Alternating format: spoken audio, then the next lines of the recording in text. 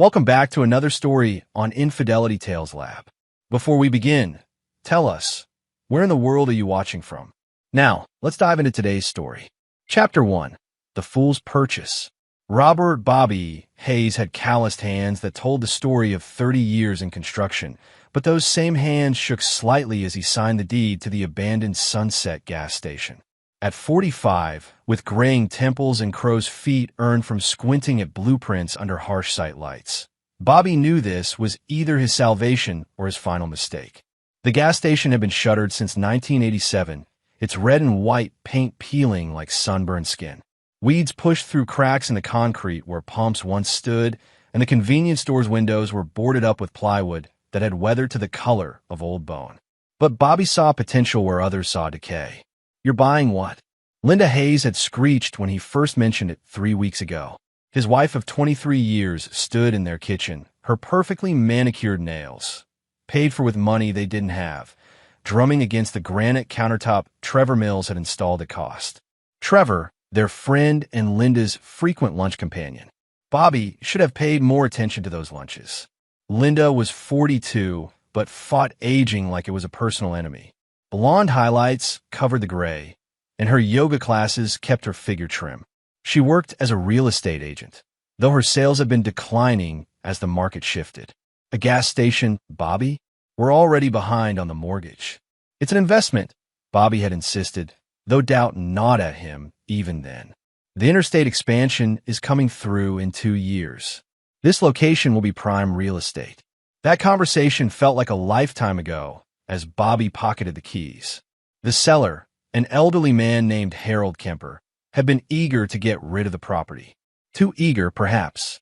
But Bobby had scraped together every dollar of their savings, $47,000 for the down payment, securing a seller finance deal that Harold seemed almost desperate to close.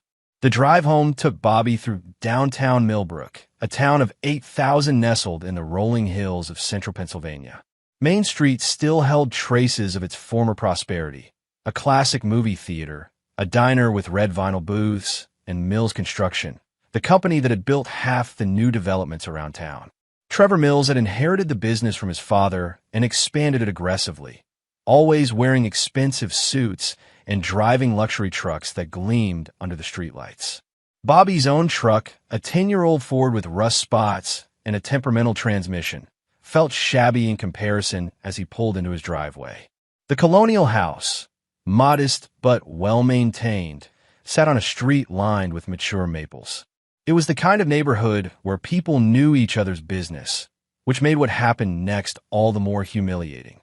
Derek was waiting in the living room when Bobby walked in, still wearing the khakis and button-down from his new job at the bank. At 22, Bobby's son had inherited Linda's sharp features and her talent for making Bobby feel small. Fresh out of Penn State with a business degree, Derek had opinions about everything and the confidence to share them. "Dad, please tell me Mom is exaggerating about this gas station thing," Derek said without preamble. Bobby set his keys on the end table, noting how Derek didn't even look up from his phone. "It's a sound investment, son. Location is everything in real estate." Location. Derek finally lifted his head, his expression a mixture of disbelief and embarrassment. "It's a dump on the edge of town. You emptied our savings for a building that's been condemned for 40 years. 37 years, Bobby corrected, immediately hating how defensive he sounded. "Jesus, Dad." Derek stood and began pacing, a habit he'd picked up from Linda. "Do you know what people are saying? Trevor Mills told half the town you've lost your mind." He said, "I don't care what Trevor Mills said." The sharpness in Bobby's voice surprised them both. Derek stopped pacing. "Maybe you should care. He knows the construction business better than anyone. He's successful, Dad. When's the last time you could say that about yourself?" The words hit Bobby like a punch to the solar plexus. When had his own son started looking at him with such disdain? When had Trevor Mills become the standard by which Bobby was measured? Before Bobby could respond, Linda's car pulled into the driveway, the BMW SUV that had seemed like a good idea when she was selling 3 houses a month. She walked through the front door, carrying shopping bags from stores they couldn't afford, her face already arranged in the expression Bobby had come to dread. "Well," she demanded, Did you come to your senses, or did you actually go through with this insanity? Bobby pulled the deed from his jacket pocket. It's done. The silence that followed was pregnant with 23 years of accumulated resentment. Linda's face went through several emotions: shock, anger, and finally, a cold calculation that Bobby had never seen before. "You're a fool," Derek said, his voice flat. "A complete fool." Linda dropped her shopping bags. $47,000, Bobby. That was everything. Every penny we had saved for Derek's future, for our retirement, for... She stopped, pressing her fingers to her temples. "You're a hopeless failure." The words hung in the air like smoke from a house fire. Bobby looked at his wife, really looked at her, and saw a stranger. When had she started looking at him like he was something she'd stepped in?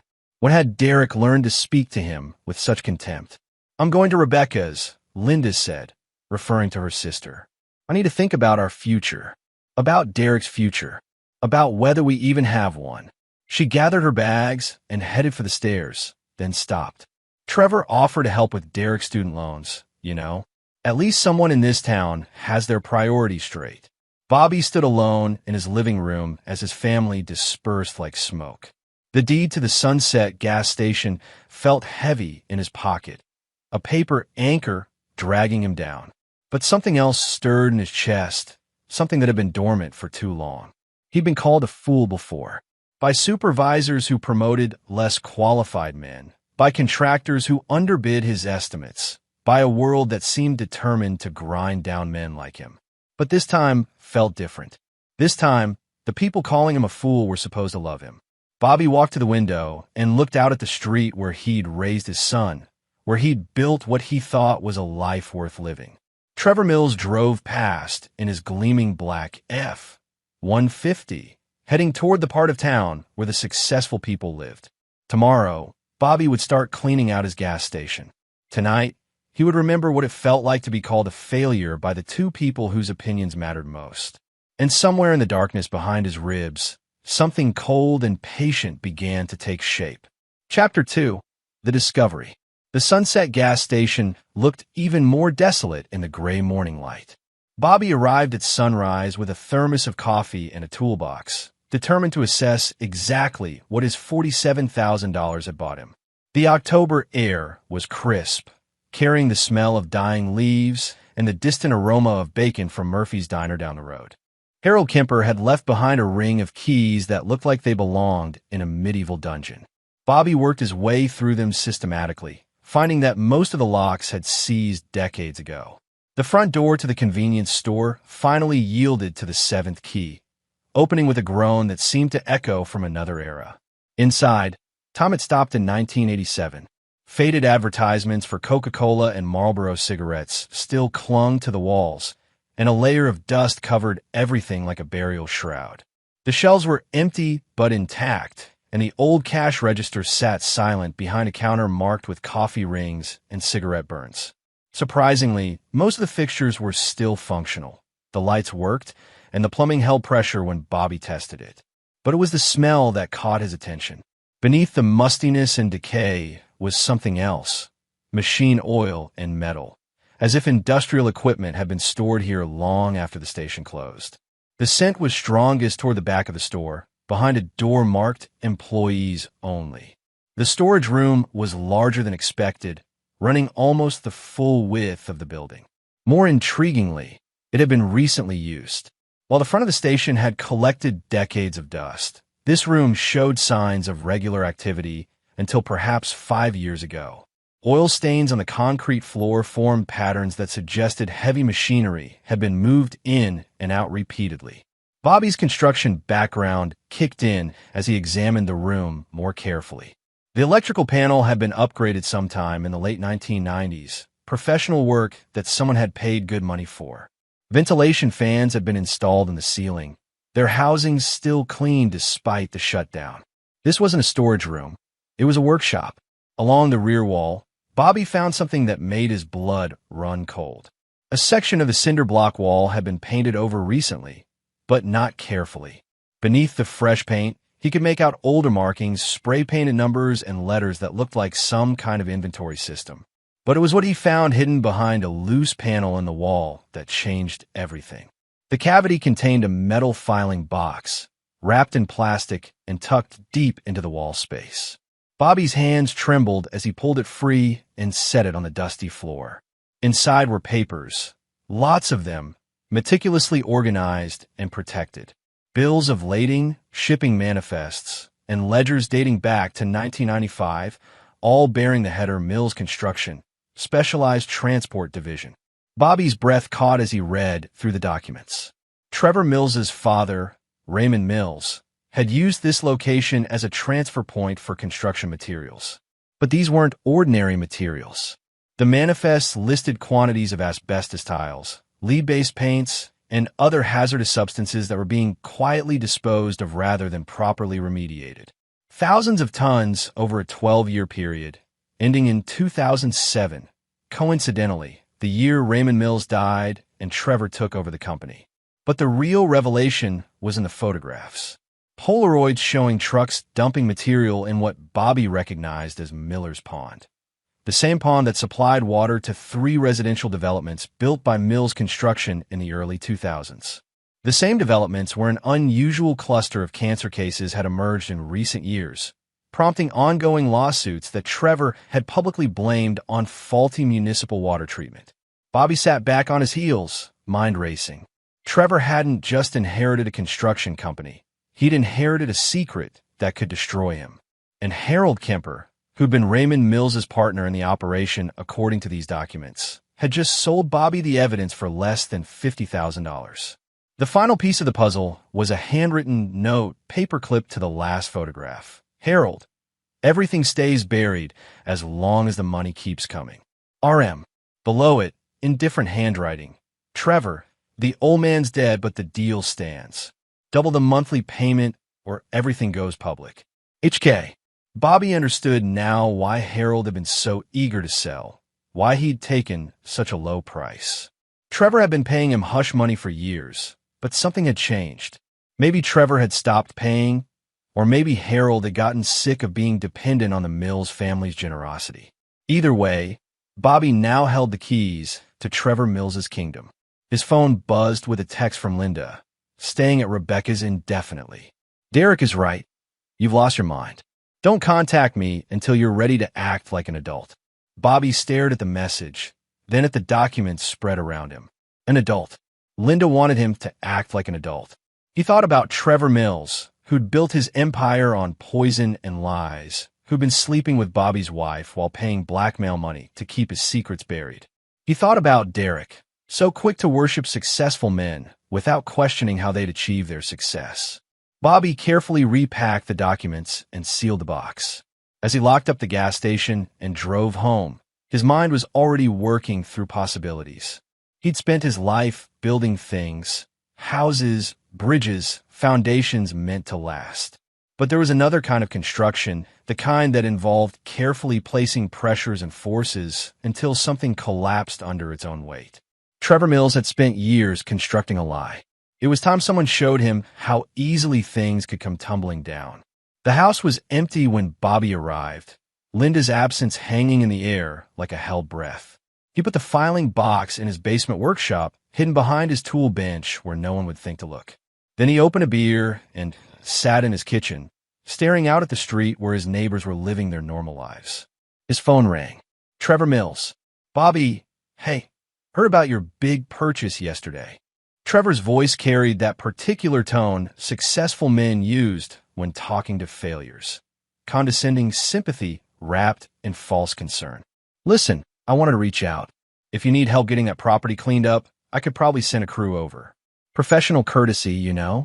Bobby smiled, a cold expression that would have surprised his family.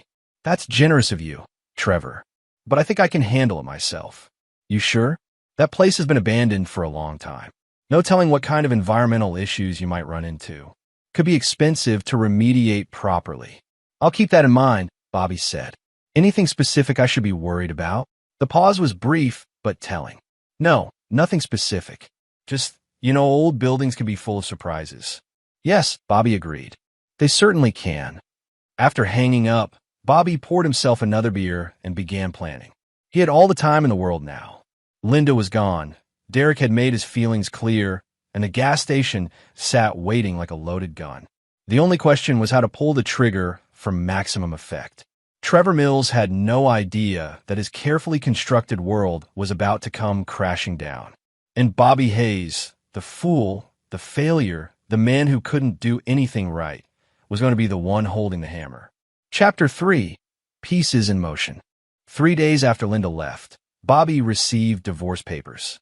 She'd had them drawn up faster than any real estate closing he'd ever seen, which told him she'd been planning this long before his gas station purchase. The papers cited irreconcilable differences and requested half of all marital assets, including Bobby's new property.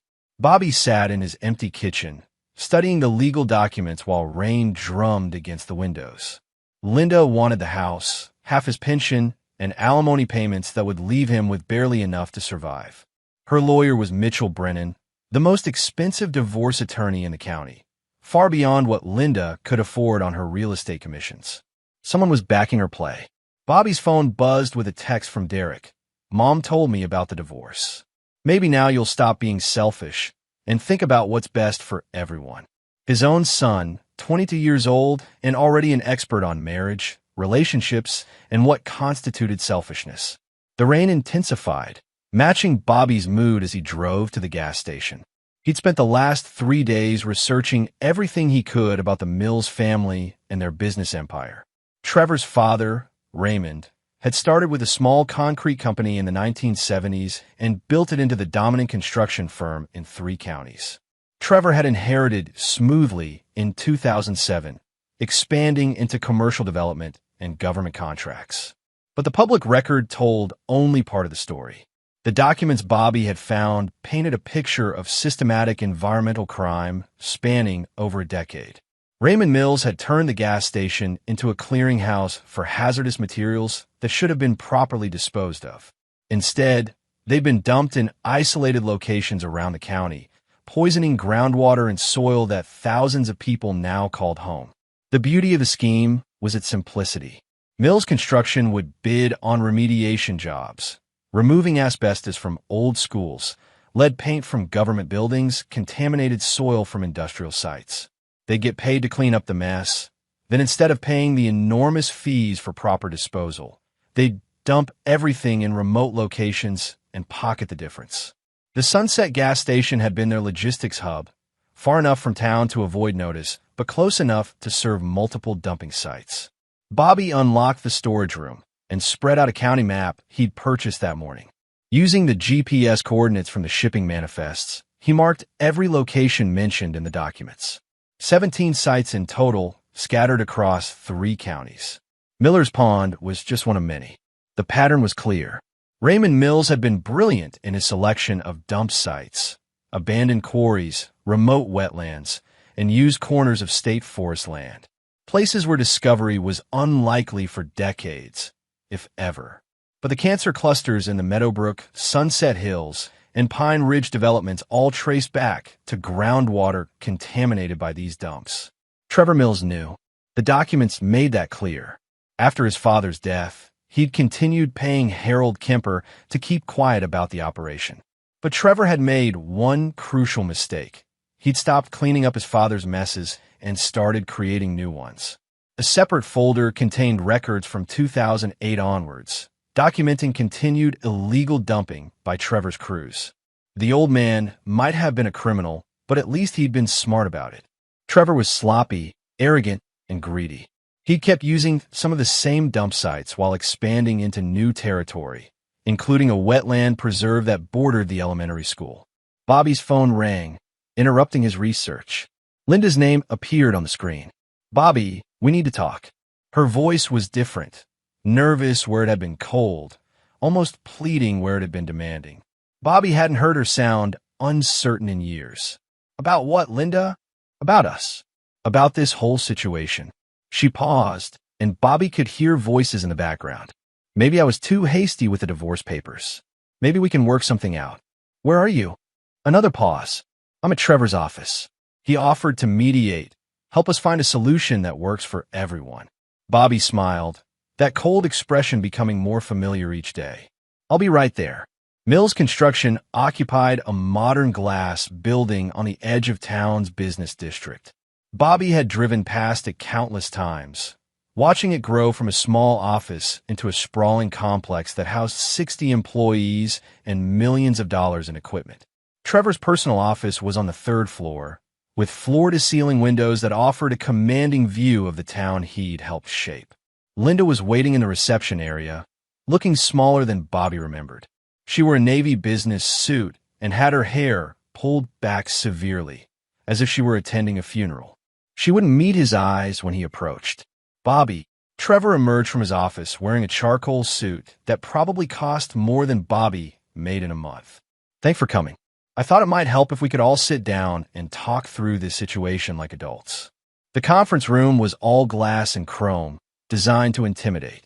Trevor took the head of the table while Linda sat to his right, leaving Bobby to take the chair across from them. The symbolism wasn't lost on any of them. "Look, Bobby," Trevor began, his voice carrying the same false sympathy from their phone call. "Linda's been going through a rough time.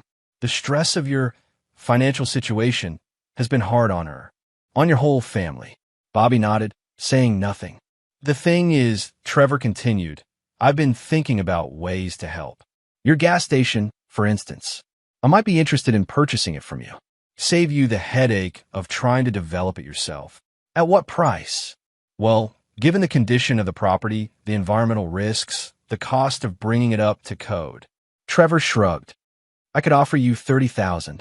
That would cover most of what you paid, help you move on with your life." Bobby looked at Linda, who was studying her hands. "Is that what you want? For me to sell the station?" "I want us to be practical," Linda said quietly. "Trevor's trying to help us, Bobby. He's offering you a way out." "A way out," Bobby repeated. "And what happens after I sell? Do we reconcile? Work on our marriage?" Linda finally looked up, and Bobby saw something in her eyes he'd never seen before, guilt mixed with fear. "We could try. If you're willing to make some changes, be more responsible." Bobby stood, walked to the window, and looked down at the parking lot where Trevor's black truck gleamed beside Linda's BMW. "You know, Trevor, I've been learning a lot about responsibility lately. About the responsibilities we have to our community, our environment, our families." "That's great, Bobby. Really great. For instance," Bobby continued, "I learned that when you're handling hazardous materials, you have a responsibility to dispose of them properly. Even if it's expensive. Even if cutting corners would save you millions of dollars." The temperature in the room seemed to drop 10 degrees. Trevor's smile flickered, and Linda looked confused. "I'm not sure what you're getting at," Trevor said carefully. Bobby turned back to the table. "I'm getting at the fact that your offer is inadequate. Grossly inadequate, given what I've discovered about the property's history." Trevor's face had gone pale beneath his tan. "What kind of history?" "The kind that involves trucks, late-night deliveries, and creative approaches to waste disposal." Bobby smiled. "The kind that might interest the EPA, the State Environmental Agency, and several district attorneys." Linda looked between them, finally sensing the undercurrent. "Bobby, what are you talking about?" "I'm talking about your friend Trevor's family business. The part they don't advertise on their website." Trevor stood abruptly. "I think this meeting is over." "No," Bobby said, his voice carrying an authority that surprised everyone in the room, including himself. "This meeting is just getting started. Sit down, Trevor." Something in Bobby's tone made Trevor hesitate. For the first time in years, Bobby Hayes was the most dangerous man in the room, and everyone could feel it. "Linda," Bobby said, not taking his eyes off Trevor, "you wanted me to act like an adult. You wanted me to be responsible. Well, congratulations.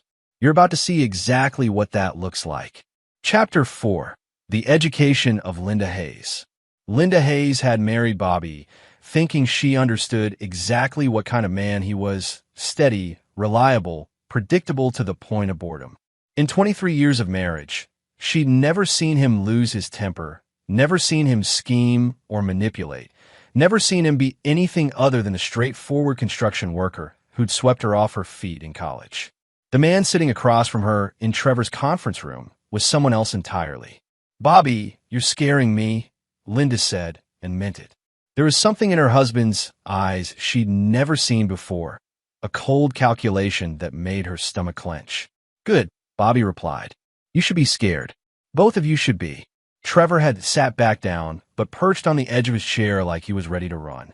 Bobby, I don't know what you think you found, but I found your father's filing cabinet. Bobby's voice was conversational, almost friendly, hidden in the back wall of my gas station. Amazing what people leave behind when they think their secrets are safe. The blood drained from Trevor's face so quickly Linda thought he might faint. She looked between the two men, understanding finally that this wasn't about property values or divorce settlements. This was about something much bigger. What filing cabinet? She asked. Bobby smiled at her. The same smile he'd given her when she'd walked down the aisle 23 years ago, except now it felt like a blade pressed against her throat. Your boyfriend's father was a criminal, Linda, and your boyfriend has been continuing the family tradition. He's not my.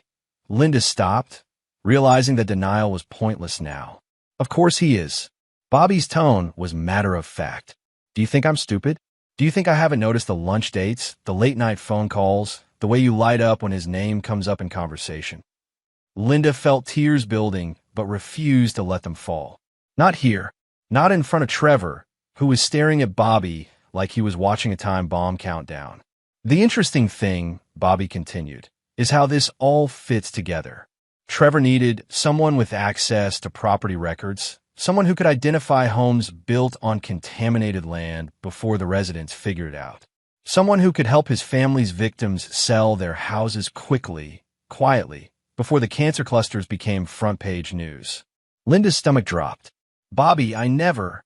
Meadowbrook Development, Bobby said. 16 houses sold in the last 2 years, all through your agency.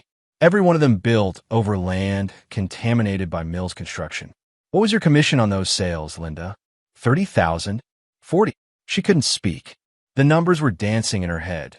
The unexpected sales, the grateful sellers who'd been so eager to move, the bonuses Trevor had suggested she deserved for her hard work. You knew, she whispered, looking at Trevor. You knew those families were getting sick, and you used me to... I protected you, Trevor said sharply. I made sure you made money while helping people get out of bad situations. That's not a crime. Fraud is a crime, Bobby said. Conspiracy is a crime. And continuing your father's illegal dumping operation, well, that's about 15 different crimes. Trevor stood again, this time with more conviction. You don't know what you're talking about. And even if you did, nobody would believe a washed-up construction worker with a grudge. Bobby pulled out his phone and tapped the screen. Trevor's voice filled the room. That place has been abandoned for a long time. No telling what kind of environmental issues you might run into. Could be expensive to remediate properly. That was from our phone call 3 days ago, Bobby explained. Right after I told you I'd bought the gas station. You were already trying to warn me off the property. Why would you do that unless you knew there was something to find? Trevor lunged across the table, grabbing for Bobby's phone, but Bobby was ready. Years of construction work had kept him strong, and Trevor's desk job had made him soft. Bobby caught Trevor's wrist and twisted, sending him sprawling back into his chair. Assault, Bobby said mildly, in front of witness. I should probably add that to my collection of evidence. Linda watched in horror as her carefully constructed life crumbled around her. The successful businessman she'd been sleeping with was a criminal. The husband she dismissed as a failure was systematically destroying both of them. The reality show moment she'd been living. The powerful man, the expensive lunches, the fantasy of a different life, was revealed as exactly that, a fantasy. What do you want? Trevor asked, cradling his wrist. I want you to understand something, Bobby said. For 23 years, I've watched my wife lose respect for me because I wasn't successful enough. I've watched my son treat me like I was an embarrassment because I couldn't afford the things other fathers could provide. I've watched this town treat me like I was invisible while they celebrated people like you. Bobby stood and walked to the window again. But the thing about being invisible is that you see things other people miss. You notice patterns, like how the cancer rates spiked in developments built by Mills construction, like how certain real estate agents always seem to know when families were ready to sell, like how the most successful businessman in town got nervous when someone bought a worthless piece of property. He turned back to face them. I want you both to know that your secrets aren't secrets anymore. I want you to know that the evidence is secured in multiple locations, with instructions for its release if anything happens to me. Bobby, Linda said, finding her voice. What are you going to do? Bobby looked at his wife, really looked at her, taking in the expensive clothes, the perfect makeup, the guilt and fear in her eyes. I'm going to give you an education, Linda. Both of you. I'm going to teach you what it feels like to lose everything that matters to you. Trevor was reaching for his phone, probably to call his lawyer, but Bobby shook his head. I wouldn't do that just yet. See, there's something else I found in that filing cabinet. Something about a certain state senator who's been very helpful to Mills Construction over the years. Something about campaign contributions and environmental permits that got approved without proper review. Trevor's hand froze over his phone. Senator Crawford has been very good to you, hasn't he? Steering state contracts your way, making sure the environmental inspectors look the other way. It would be such a shame if his constituents learned about your special relationship. Bobby headed for the door, then paused. Linda, you have until tomorrow morning to decide whether you want to be known as the woman who helped poison her neighbor's children or the woman who helped expose the truth. Choose carefully. As he left Mills Construction for what he suspected would be the last time, Bobby felt something he hadn't experienced in years, the satisfaction of being the smartest person in the room. Trevor Mills had built his empire on his father's foundation of lies and crime. Linda had sold her integrity for a few nice dinners and the fantasy of being important. Now, they would both learn what Bobby Hayes could build when he put his mind to it. The rain had stopped, and sunlight was breaking through the clouds as Bobby drove home to his empty house. Tomorrow, he would begin construction on something new, not a building or a bridge, but a reckoning that would reshape the landscape of their small town forever. Chapter 5. The Senator's Dilemma. Senator Patricia Crawford had built her political career on environmental protection and government transparency, which made her current situation particularly ironic. She sat in her state capitol office, reading the documents Bobby Hayes had delivered by courier that morning, watching her future collapse one page at a time. The evidence was devastating. Campaign contributions disguised as consulting fees. Environmental impact studies that had been written before the actual studies were conducted. Permits approved for projects that should never have seen daylight. All of it meticulously documented by Raymond Mills, who apparently had understood the value of insurance policies. Her secretary buzzed the intercom. Senator, there's a Robert Hayes online too. He says it's urgent. Patricia picked up the phone with hands that trembled slightly. Mr. Hayes. Senator Crawford. I trust you received my package. I did. Patricia's voice was carefully controlled, a skill learned through 20 years in politics. I assume you have demands. I have a proposal, Bobby corrected. One that could benefit both of us.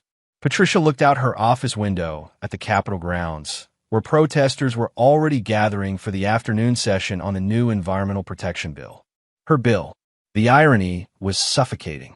I'm listening. I want Trevor Mills destroyed, Bobby said simply. Completely, professionally, personally. In return, I'm prepared to be very selective about what information becomes public. And if I refuse, then tomorrow's headlines will be very interesting reading. Environmental champion exposed as corporate puppet has a nice ring to it, don't you think? Patricia closed her eyes. She'd spent 2 decades fighting for clean water and air, genuinely believing in the cause that had first motivated her to enter politics. The contributions from Mills Construction had started small, a few $1,000s for her first campaign, back when she was nobody special and needed every dollar. Raymond Mills had presented himself as a reformed industrialist, committed to environmental responsibility.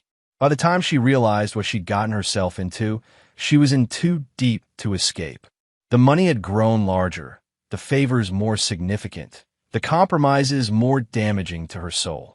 But she told herself it was all in service of the greater good, that she could accomplish more as a senator, even a compromised one, than as a private citizen with clean hands. What exactly are you proposing? She asked. Simple. Use your influence to ensure that every environmental investigation into Mills Construction gets the attention it deserves. No more buried reports. No more favorable interpretations of regulations. When the EPA starts digging into those dumping sites, I want them to find everything. That's it. That's it. Do your job the way you should have been doing it all along, and the parts of these documents that implicate you stay buried. Patricia felt a strange sense of relief.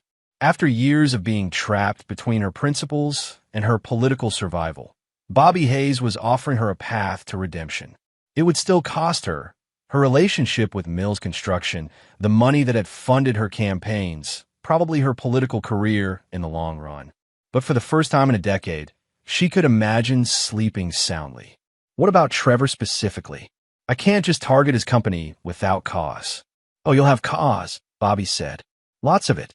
I'm about to provide the EPA with evidence of ongoing environmental crimes. Your job is to make sure that evidence gets the investigation it deserves. And if Trevor tries to implicate me, that's the beauty of this arrangement, Senator. If Trevor talks about your relationship, he's admitting that Mills Construction has been bribing public officials for years. That's another federal crime. He can't expose you without destroying himself. After hanging up, Patricia sat quietly in her office, thinking about choices and consequences. She'd compromised her way into this mess, but perhaps she could still find a way to serve the people who'd elected her to protect them. Her phone rang again. Trevor Mills, sounding panicked. Patricia, I need to see you. Now, that maniac Bobby Hayes is trying to blackmail me, and I think he's got information about our business relationship. What kind of information? My father's old files. I thought they were destroyed, but apparently he hid copies. Listen, I need you to make some calls, shut down any investigations before they start. Can you do that? Patricia looked at the documents spread across her desk. Evidence of children poisoned, families destroyed, an environment devastated for profit. I'm afraid I can't help you. Trevor, what do you mean you can't help me? I've given your campaigns over $200,000 in the last 10 years. And that's exactly why I can't help you, Patricia said, then hung up. 20 minutes later, she called a press conference. Chapter 6, The Reckoning Begins. The Millbrook County Courthouse had never seen anything like the crowd that gathered on Tuesday morning. EPA investigators, state environmental officials, FBI agents, reporters from 3 states, and what seemed like half the town's population all converged as Trevor Mills was led up the courthouse steps in handcuffs. Bobby Hayes watched from across the street, leaning against his truck and drinking coffee from a thermos. 3 weeks had passed since his conversation with Senator Crawford, and the machinery of justice had moved with surprising speed once it was finally unleashed. The charges were extensive: 27 counts of illegal dumping, 15 counts of environmental fraud, conspiracy to commit bribery, and racketeering. The investigation had expanded beyond Mills Construction to include 3 other companies in adjacent counties, all connected to the same network of illegal waste disposal that Raymond Mills had pioneered. But the criminal charges were just the beginning. Bobby, he turned to see Linda approaching, looking like she'd aged 5 years in 3 weeks. She'd moved back into their house after Trevor's arrest, sleeping in the guest bedroom and moving through their shared spaces like a ghost. The class action lawyers called this morning, she said. They're going after everyone connected to the sales in those developments. They want to depose me next week. Bobby nodded. The civil suits had been inevitable once the story broke. 300 families whose children had developed cancer, whose property values had collapsed overnight, whose lives had been irrevocably damaged by the Mills family's greed.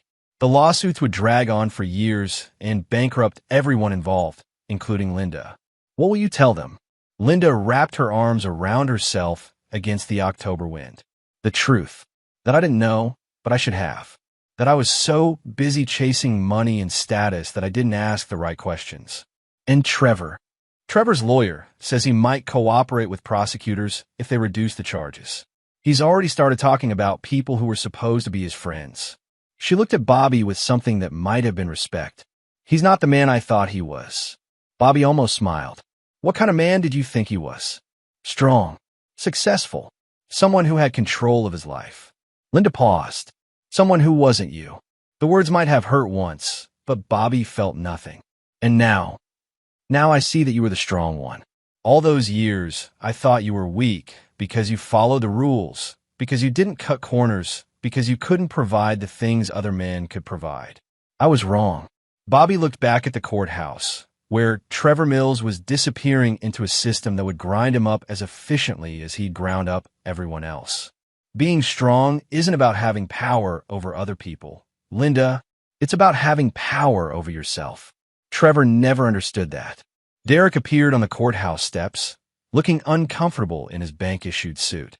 He'd been subpoenaed as well, since his student loans had been co-signed by Trevor Mills personally.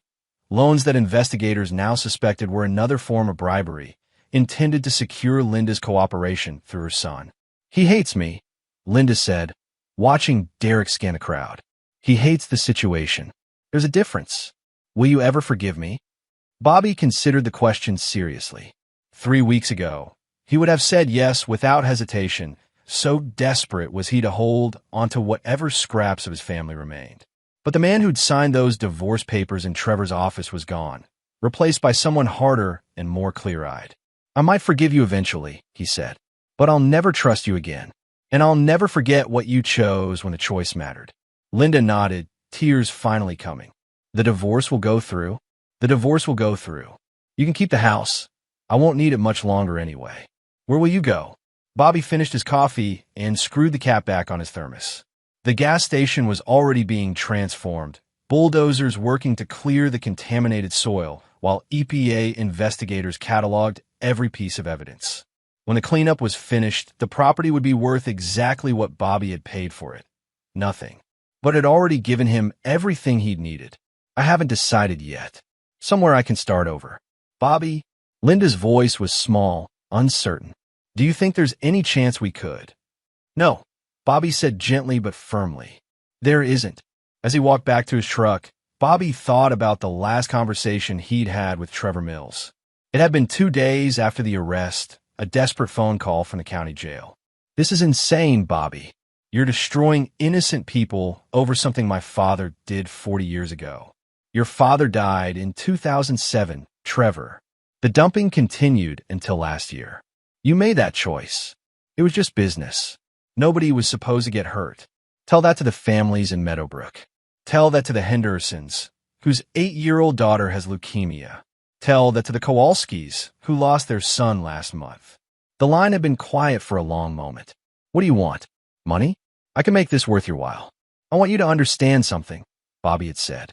"For 23 years, I thought success meant having money, status, respect. I thought it meant being like you. But success actually means being able to look at yourself in the mirror without flinching. It means building things that last, not tearing them down for profit. You're destroying everything I've worked for." "No, Trevor, I'm just showing people what you actually built." Now, watching the courthouse spectacle from his truck, Bobby felt a satisfaction that had nothing to do with revenge and everything to do with justice. Trevor Mills would spend the next decade in federal prison. Senator Crawford would resign in disgrace, but avoid prosecution in exchange for her cooperation. Linda would lose her real estate license and probably her house. And Bobby Hayes, the fool who'd bought a worthless gas station, would disappear into the kind of anonymity he'd once feared but now welcomed. His phone buzzed with a text from Derek. "Dad, can we talk?" Bobby looked up at the courthouse steps where his son was still standing, looking lost and young despite his business suit and banker's confidence. Maybe there was still something worth saving there. Maybe not. Either way, Bobby Hayes was done building his life around other people's expectations. The gas station had taught him that the most valuable discoveries often came from the most unlikely places, and that sometimes the only way to build something lasting was to first tear down everything false. He started his truck and drove away from the courthouse, leaving the wreckage of Trevor Mills's empire behind him. The road ahead was empty and full of possibilities. Chapter 7. The Price of Truth. 6 months after Trevor Mills's arrest, Millbrook had become a very different town. The cancer cluster had made national news, bringing investigative journalists, environmental activists, and federal prosecutors who turned over every stone in search of the truth. What they found exceeded even Bobby's expectations. The Mills family had been poisoning central Pennsylvania for 3 generations. Raymond's father had started in the 1950s, dumping industrial waste from Pittsburgh area factories in abandoned mines and quarries. Raymond had expanded the operation and systematized it. Trevor had added new wrinkles, falsifying environmental impact studies, bribing inspectors, using his political connections to suppress investigations. The contamination was worse than anyone had imagined. 17 dump sites had become 23, then 31 as investigators followed the paper trail. The groundwater contamination affected 4 counties and over 10,000 residents. The cleanup costs were estimated at $200 million. Bobby sat in Murphy's diner, reading the morning paper and eating breakfast alone, a routine he'd grown to enjoy. The lead story was about the latest class action settlement. Mills Construction's assets had been seized and liquidated, but the money wouldn't go far when divided among so many victims. Mind if I sit? Bobby looked up to see Derek standing beside his booth, looking nervous and older than his 22 years. He'd lost weight since the scandal broke, and there were shadows under his eyes that spoke of sleepless nights. Sure. Derek slid into the opposite seat, ordered coffee from the waitress, and sat quietly for a moment. Bobby didn't push. He'd learned the value of patience. I've been thinking about what you said. Derek finally spoke. About success, about building things that last. And I think I was wrong about you. About a lot of things. Derek's voice was careful, measured. I thought success meant having money, driving nice cars, being able to afford things. I thought Trevor Mills was successful because he had all that. Bobby sipped his coffee and waited. But he didn't build anything, did he? He inherited a company built on poison and lies, and all he did was make it worse. When it all came apart, there was nothing real underneath. What's your point, Derek? Derek met his father's eyes directly. My point is that I was an asshole. I called you a fool for buying that gas station, but you saw something nobody else did. You had the courage to act on it when it would have been easier to walk away. I didn't do it for courage, Bobby said. I did it for revenge. Maybe. But revenge against what? Against being called a failure by people who were actual failures? Against being dismissed by people who'd built their lives on lies. Bobby considered this. Maybe you're right. Derek's coffee arrived, and he wrapped his hands around the mug like he was trying to warm himself. I quit the bank yesterday. This was news. Derek had been so proud of his position at First National, one of the few jobs in town that hadn't been touched by the Mills scandal. Why? Because they offered me a promotion. Assistant manager of the loan department. Turns out they want someone young and clean to help rebuild their reputation after the investigation showed they'd been laundering money from Mills Construction. Bobby raised an eyebrow. That sounds like an opportunity. It sounds like being rewarded for being connected to the right people instead of doing good work. It sounds like the same kind of thinking that got this town into trouble in the first place. Derek leaned forward.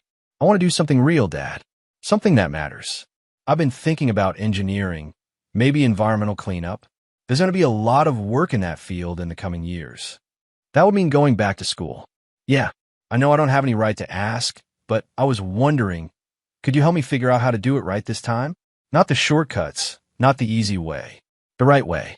Bobby looked at his son, really looked at him, and saw something he hadn't seen since Derek was a child. Humility. A willingness to learn.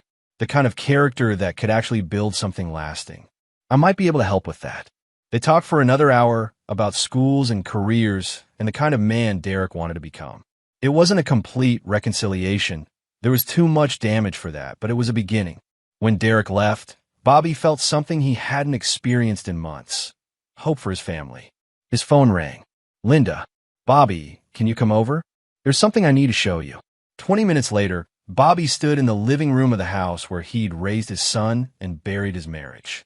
Linda looked better than she had in months. Not happy, exactly, but calmer. More settled. What did you want to show me?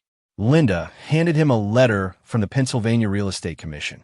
Her license had been permanently revoked, as expected. But attached to it was something Bobby hadn't anticipated.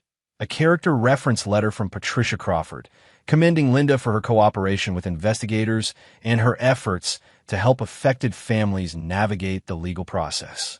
I've been working with the lawyers representing the cancer victims, Linda explained. helping them understand the sales process, identifying which properties were affected. I can't practice real estate anymore, but I can still help people. That's good of you. It's the least I can do. Linda sat on the couch where they'd spent so many evenings watching television, back when they still thought they had a future together.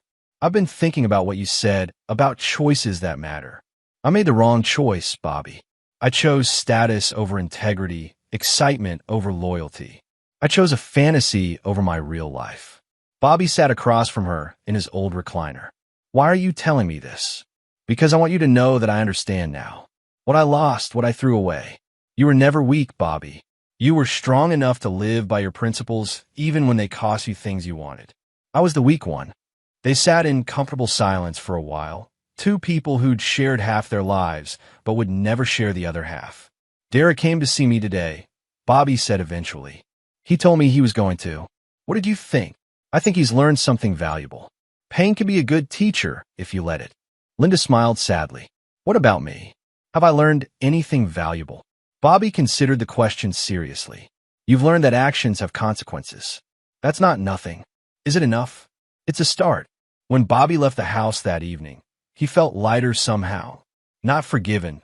Forgiveness was still beyond him, but understanding something about closure that he hadn't grasped before. Some chapters ended with reconciliation, others with acceptance. Both had their place. His phone buzzed with a text from a number he didn't recognize. Mr. Hayes, this is Sarah Chun from the Washington Post. I'm working on a story about environmental crime in rural communities, and I'd like to interview you about the Mills case. Would you be available to talk? Bobby deleted the message without responding. His part in this story was finished. He lit the fuse and stepped back, watching other people's lives burn down around them. Now it was time to disappear before the attention turned in his direction. He drove to the gas station one last time. The cleanup was nearly complete, the soil hauled away and replaced with clean fill. In a few weeks, someone would pave it over and turn it into something useful, maybe a small shopping center or a medical clinic. Something that served the community instead of poisoning it.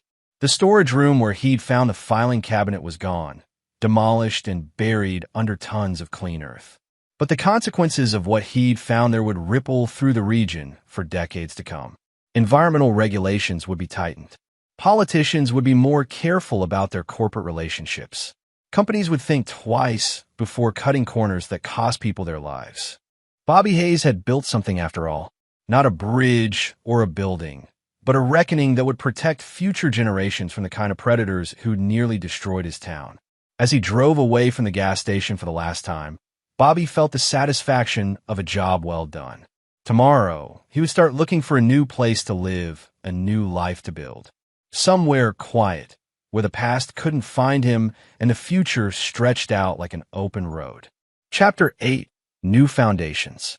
2 years after buying the gas station, Bobby Hayes lived in a small cabin outside Durango, Colorado, where the mountains stretched to the horizon and his nearest neighbor was half a mile away.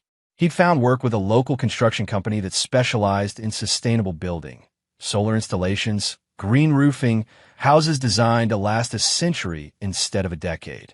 It was honest work with honest people, and Bobby had discovered that anonymity was a gift he'd never properly appreciated. His co-workers knew him as a skilled craftsman with a dry sense of humor and no interest in gossip. They didn't know about Pennsylvania, about Trevor Mills, about the environmental scandal that had made national headlines for 6 months before being replaced by the next crisis. Bobby preferred it that way.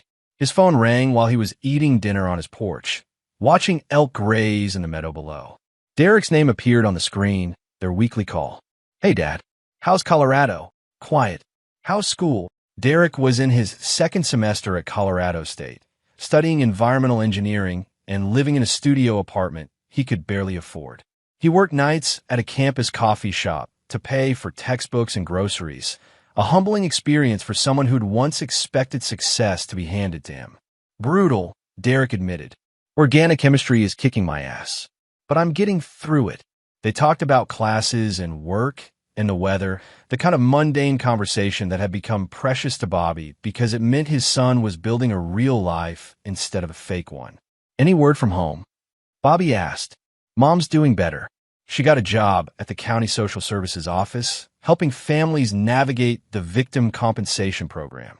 It doesn't pay much, but she says it feels good to help people instead of, Bobby knew. Linda had lost the house eventually, unable to keep up with the mortgage after losing her real estate income. She'd moved into a small apartment and was slowly rebuilding her life from the ground up, one good choice at a time. Trevor Mills died last week, Derek said quietly. This was news Bobby hadn't expected. Ow! Suicide. Hung himself in his cell at the federal prison in Pennsylvania. Left a note saying he couldn't live with what he'd done. Bobby felt nothing. No satisfaction, no regret, just a blank acceptance of information. Trevor Mills had been a weak man who'd inherited strength he hadn't earned and used it to hurt people. When that borrowed strength was taken away, there hadn't been anything left underneath. How do you feel about it? Bobby asked. Sad, I guess. Not for him, exactly, but I don't know. For the waste of it all, he could have been better than he was. Yes, Bobby agreed. He could have been. After they hung up, Bobby sat on his porch as darkness settled over the mountains. 2 years ago, he'd wanted Trevor Mills destroyed, and now the man was dead by his own hand. It should have felt like victory, but instead it felt like completion. The end of a story that had started long before Bobby bought the gas station. His laptop chimed with an email from Patricia Crawford, who'd become an unlikely ally in the aftermath of the scandal. She'd resigned from the Senate, but had found new purpose as an environmental activist, using her political connections to push for stronger regulations and corporate accountability. Bobby, her message read, thought you'd want to know that the EPA has announced new guidelines for hazardous waste disposal, partly based on the evidence you uncovered. They're calling it the Mills Protocol, ironic but effective. The cancer cluster families are finally getting their full settlement payments. Your gas station ended up saving a lot of lives. Bobby closed the laptop and went inside to make tea. Save lives. He'd never thought of it that way. But perhaps Patricia was right. By refusing to look the other way, by insisting that buried crimes stay buried, he'd protected families he'd never meet from poisons they'd never see. The next morning brought a phone call that changed everything. Mr. Hayes?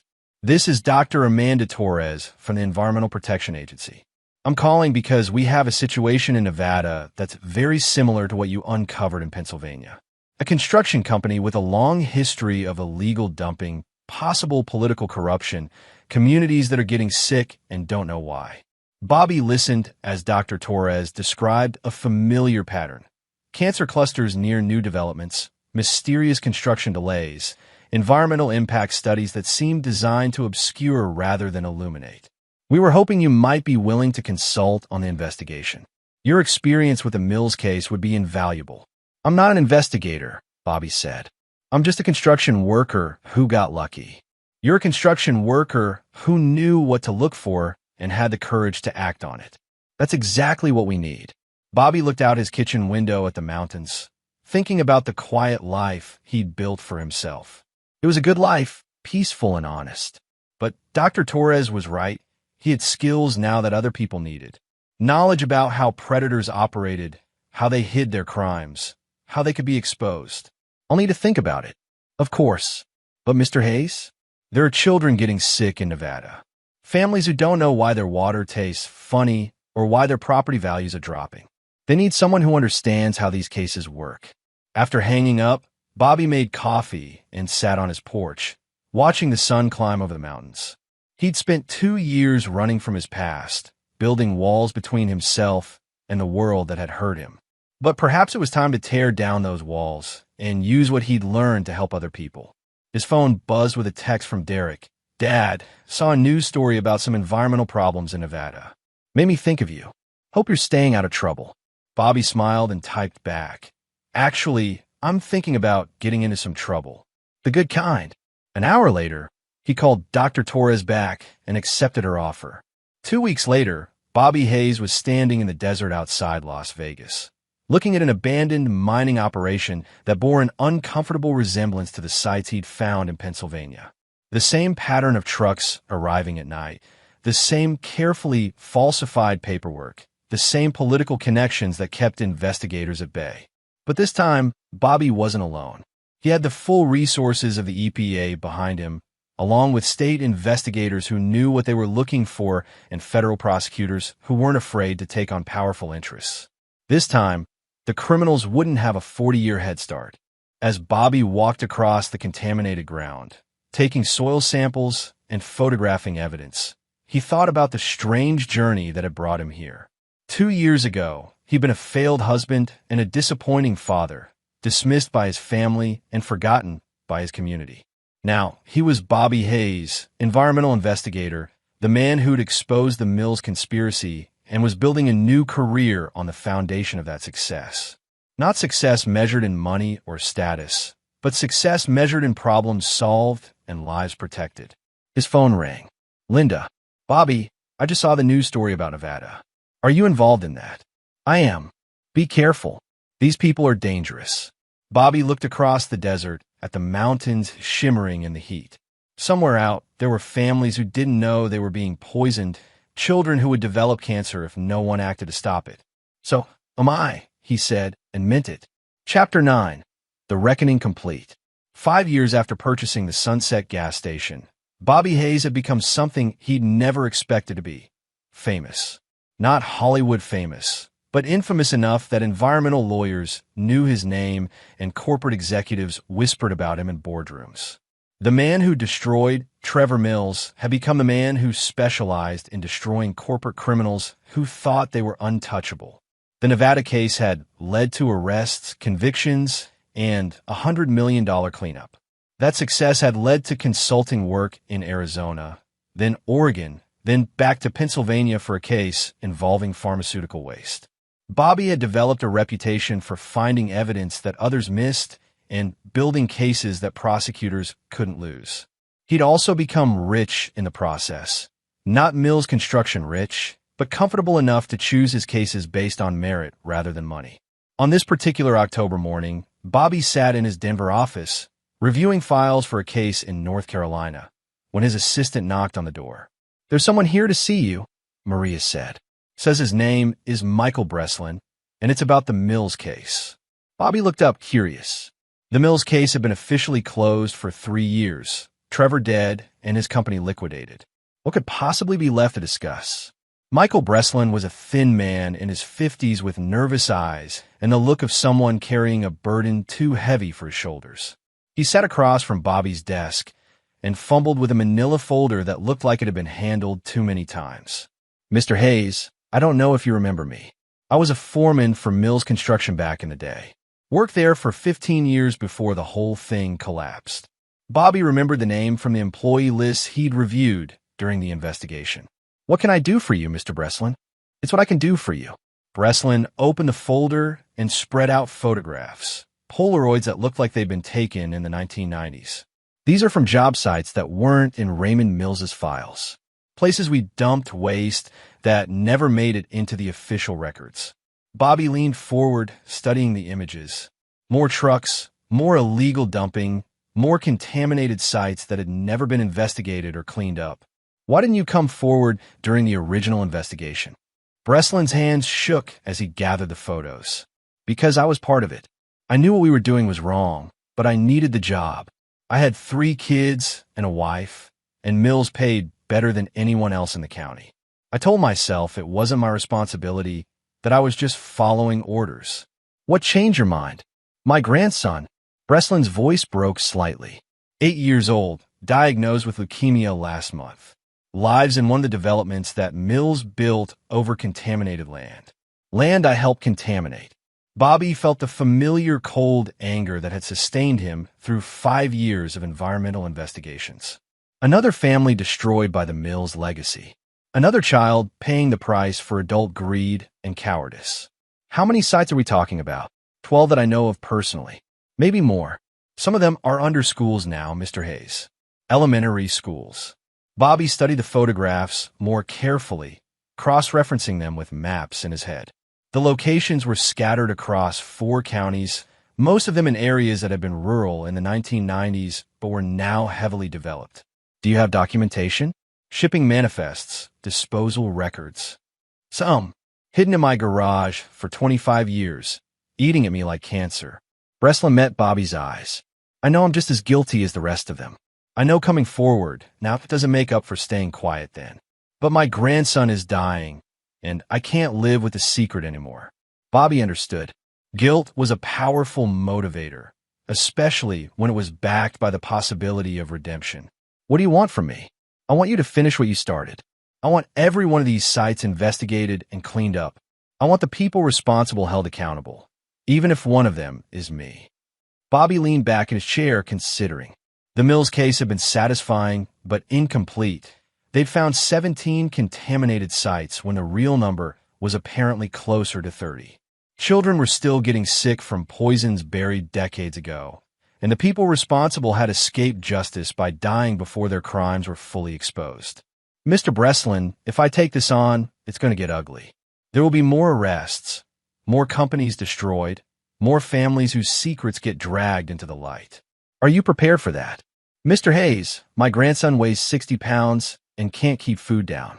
His parents are going bankrupt paying for treatments that might not even work.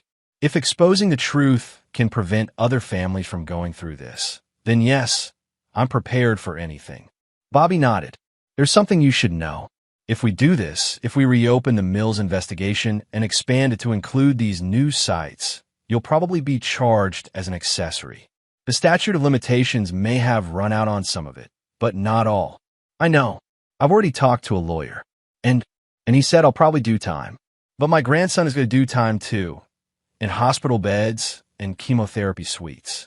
At least my time will mean something. Bobby gathered the photographs and put them back in the folder. Give me a week to review everything. If the evidence supports what you're telling me, I'll make some calls. After Breslin left, Bobby sat alone in his office, thinking about cycles and consequences. He'd thought the Mills case was finished, but maybe nothing was ever really finished. Maybe justice was like construction. You built it one foundation at a time, one wall at a time, until eventually you had something that could shelter the innocent from the predators. His phone rang. Derek, calling from his first job as an environmental engineer in Seattle. Hey, Dad. How's the North Carolina case going? It's on hold. Something else came up. Bobby told his son about Breslin's visit and the new evidence. Jesus. How many people did they poison? We're about to find out. Derek was quiet for a moment. Dad, do you ever regret it? Opening that can of worms in the first place. Bobby considered the question. 5 years ago, he'd been a bitter man who'd wanted revenge against the people who'd humiliated him. The investigation had given him that revenge and much more. Purpose, respect, financial security, and a relationship with his son that was stronger than it had ever been. But it had also cost him his marriage, his hometown, and any possibility of a quiet, anonymous life. He'd become a weapon in the war against corporate environmental crime, which meant he'd always be looking over his shoulder for the next threat, the next attempt at retaliation. No, he said finally. I don't regret it. The only thing I regret is that it took so long for the truth to come out. What are you going to do about these new sites? I'm going to burn down whatever's left of the Mills empire. And then I'm going to keep burning until there's nothing left but ashes and the truth. 3 months later, Bobby stood in a federal courtroom in Pennsylvania, watching as the last of Raymond Mills's surviving accomplices were sentenced to prison. Michael Breslin got 2 years for his cooperation and testimony. 3 other former Mills employees got longer sentences. The company that had built the elementary school over contaminated land was fined $50 million and forced into bankruptcy. Linda was in the courtroom, sitting in the back row and watching the proceedings with the careful attention of someone who'd learned to appreciate the weight of consequences. They'd spoken briefly in the hallway, cordial words between 2 people who'd shared a life but no longer share future. I'm proud of you, she'd said simply. Thank you, Bobby had replied, and meant it. Derek was there too, having taken time off from his job to watch his father's work reach its conclusion. Afterward, they walked to Murphy's Diner for coffee and pie, a tradition that had somehow survived all the changes. So what's next? Derek asked. Bobby looked out the window at the town where he'd been born, raised his son, and discovered that ordinary people could do extraordinary things when they refused to accept the unacceptable. There's a case in Montana, he said.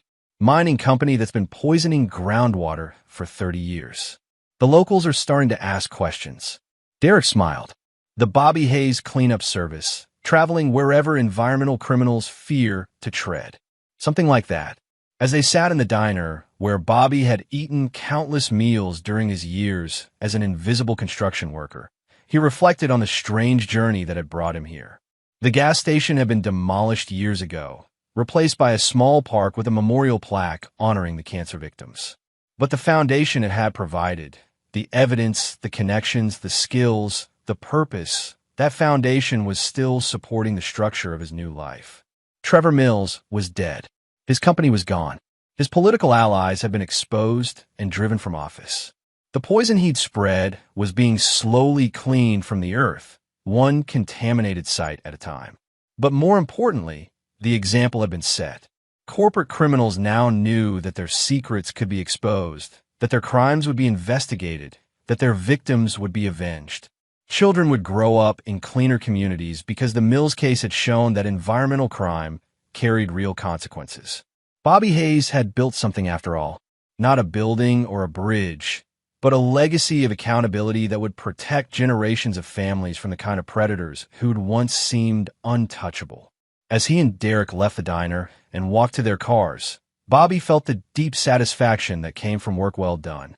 Tomorrow he would fly to Montana and start over again. New criminals to expose, new victims to help, new foundations to build on the ruins of corruption. The fool who'd bought a worthless gas station had become the man who made powerful people afraid. And in a world where the powerful often preyed on the weak, that was perhaps the most valuable construction project of all. And there you have it. Another story comes to an end. What did you think? I'd love to hear your thoughts in the comments below. If you enjoy this story, consider joining our community by subscribing. It means the world to us. For more stories like this one, check out the recommended videos on screen. And I'll see you there. Welcome back to another episode of Infidelity Tales Lab. We're thankful for your continued viewership. Before we begin, tell us, where in the world are you watching from? We love knowing our global reach. Now, let's dive into today's story. Chapter 1, Foundations. Nathan Reeves stared at the skyline through the floor-to-ceiling windows of his penthouse office. Behind the calm exterior of his steel-blue eyes lay a mind constantly calculating, analyzing, and planning. At 42, he had built Titan Industries from nothing into a silent powerhouse that operated behind the scenes of major corporations across the country. "Mr. Reeves, your 2 o'clock is here," Layla Morrison announced from the doorway. His executive assistant had been with him for 15 years, one of the few people he trusted implicitly. "Send them in," Nathan replied, not turning from the window. The meeting went as expected, another acquisition for his growing portfolio. No one would connect this seemingly minor tech firm to Nathan's other holdings. That was by design. Nathan had mastered the art of operating in the shadows, building a labyrinth of companies under shell corporations that all led back to him, but through paths so complex that few could trace them. That went well, Layla noted after the executives left. It did. Nathan loosened his tie slightly. And Victoria? Mrs. Reeves called to cancel dinner again. Said she has a charity event. Nathan nodded, his expression unchanged. 10 years of marriage had taught him to read between the lines. Victoria Powell had been a marketing director at a fashion magazine when they met. Smart, ambitious, beautiful. She'd seemed perfect. She'd supported him through the early years when Titan was just a fledgling operation out of a renovated warehouse. But as success came, something changed. The woman who once prepared midnight coffee during his work binges now seemed perpetually absent. At home that night, Nathan found a diamond earring between the cushions of their living room sofa, not Victoria's style. His suspicions mounted, but he didn't confront her. A man who built an empire on information knew the value of gathering intelligence before striking. The next morning, Nathan called his oldest friend and attorney, Thomas Quinn. "Tommy, I need a favor." Discreet surveillance. "Vicky." Thomas sounded unsurprised. "Nathan, you sure you want to know?" "I already know," Nathan replied. "I just need confirmation." A week later, Thomas delivered a manila envelope to Nathan's private office. The photographs inside showed Victoria entering the Madison Hotel with Brendan Harlow, CEO of Meridian Tech. a rising star in the industry who had made headlines with aggressive acquisitions and flamboyant leadership. There's more, Thomas said. They've been seen together at least twice a week for 3 months. And he's made promises about leaving his wife, about Victoria's future. Nathan closed the folder. Thank you, Tommy. What will you do? Nothing. Yet. That night, when Victoria returned from another late meeting, Nathan poured her a glass of the Bordeaux she favored. How was your day? He asked casually. Victoria recounted a fiction about client presentations and department meetings. Nathan listened, noting each lie with clinical detachment. When she finished, he smiled. I'm thinking of expanding again, maybe into communications technology. That's nice, honey, Victoria replied, disinterestedly. But shouldn't you focus on what you already have? Your little firm is doing well enough. Nathan caught the dismissive tone. Titan Industries was hardly little, but he had always kept the true scope of his business empire for Victoria, presenting himself as a moderately successful entrepreneur rather than the business titan he was. It had started as a way to determine who truly valued him versus his wealth, but over time, it had become a calculated obscurity that served him well. Later that night, as Victoria slept, Nathan stood in his home office, looking at their wedding photo. The woman who had sworn to stand by him now whispered promises to another man. His fingers tightened around the frame until his knuckles turned white. So be it, he whispered. Chapter 2. Dissolution. Over the next month, Nathan became the perfect husband. He brought Victoria gifts, arranged weekend getaways, and showed interest in her social calendar. All the while, his investigators documented every meeting between Victoria and Brendan Harlow. The surveillance extended to Harlow himself, revealing a man whose business acumen was outmatched only by his personal ambition. Meridian Tech is leveraged to the hilt, Layla reported during a private briefing. Harlow's expansion is built on loans and investor confidence. One significant failure could topple everything. And how is Meridian's relationship with Barrett Communications? Nathan asked, referring to one of their largest clients. Strained. Barrett's looking for alternatives. Nathan smiled thinly. Make a discreet approach to Barrett, through our shell in Delaware. That evening, Nathan arrived home early with Victoria's favorite flowers. He found her frantically packing a suitcase. Going somewhere, he asked from the doorway. Victoria spun around, hand flying to her throat. Nathan, she faltered, then straightened. Yes, I'm leaving. For Brendan Harlow, Nathan stated flatly. The color drained from Victoria's face. You know, I've known for months. Nathan stepped into the room. Did you think I wouldn't notice? That I was too consumed with my little firm to see what was happening in my own home. It's not what you think, Victoria began, then stopped. Actually, it is. Brendan's different. He's going places. He has vision. And I don't. Look at you, Nathan. 10 years, and you're still running the same company out of the same office. Meanwhile, Brendan's on magazine covers. He's making waves. He's the man you're leaving me for, Nathan finished. So be it. His calm acceptance seemed to unnerve her more than rage would have. That's it? No fighting for our marriage. Would it make a difference? Victoria looked away. No. I'm sorry, Nathan. I want more. 2 days later, Victoria filed for divorce. Nathan agreed to her terms without negotiation. A settlement that included their apartment, a generous monthly allowance, and a clean break. His apparent capitulation surprised everyone, especially Victoria. He's just giving up? Diana Reeves asked her brother over lunch. Nathan's younger sister had never warmed to Victoria, sensing a calculating nature beneath the charm. That's not like you. Nathan sipped his water. Sometimes you have to lose a battle to win the war. What war? Nathan, she's not worth. This isn't about worth, Diana. It's about consequences. Diana studied her brother's face. You're planning something. Nathan merely smiled. After the divorce was finalized, Nathan moved into a modest apartment downtown.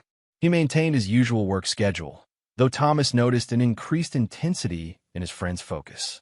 Late nights became the norm as Nathan pored over financial reports and corporate structures with obsessive attention. Meridian Tech's board meeting is next week, Layla noted one evening. Harlow's proposing a major acquisition of Suntech Systems.